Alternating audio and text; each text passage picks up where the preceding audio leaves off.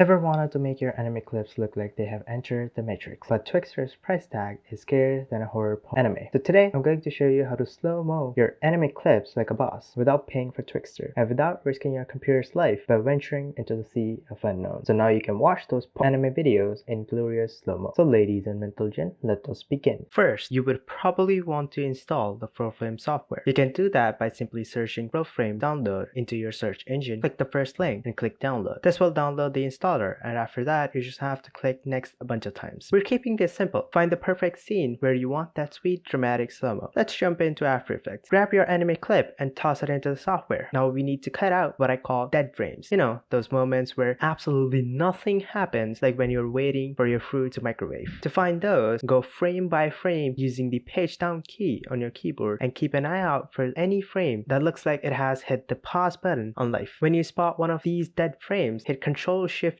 to split the clip at that point. Keep doing this until you have sliced your way through the whole thing like you're cutting up a loaf of bread. Once that's done, click the first clip, hold Shift, and click the last one to grab everything in between. Now we're going to squeeze these clips down. Just grab the end of any clip, drag it to the right, and make each one exactly one frame long. It's like making a mini photo album of anime action, one frame at a time. Then right-click, head to the keyframe assistant, and hit sequence keyframes. Boom! The magic happens. No manual effort needed. Finally, press Ctrl-Shift-C to bundle all those clips into one big happy family, and then hit Ctrl-M to bring up the render panel. Render it with my settings. Once that's done, we're heading into FlowFrame. But don't worry, I'm not gonna drown you in details here. Just copy my settings, click Interpolate. Now back to After Effects. Search for Time Warp in Effects panel. Double-click it to apply it to your clip. Set the speed to 100, then create a keyframe by hitting that little watch icon. Press U to reveal that keyframe, then move it one frame forward. Set the speed to 200 or 250 if you're feeling a little extra. Now, move to the middle of your clip and bring down the speed to 50 or 75, whatever looks smooth and not too janky. If your clip decides to freeze or end in a mysterious black screen, just nudge that last keyframe a bit further or reduce the speed even more. Hit Ctrl-Shift-T for the time remapping controls. I know, sounds fancy, but trust me, it's just a fancy way of saying, let's make this scene look epic. Click on time remapping and go into the graph editor. Now you'll probably want to ease those keyframes before we do anything. Bring down the speed a bit, but don't go too crazy. You want slow-mo, not a freeze frame. Additionally, you can turn on frame blending. These are the settings that will help avoid that choppy, low-budget look. And that's it. A clean, smooth slow-mo without Twixtor. See? You don't have to spend a dime, and now your edits look je ne sais quoi.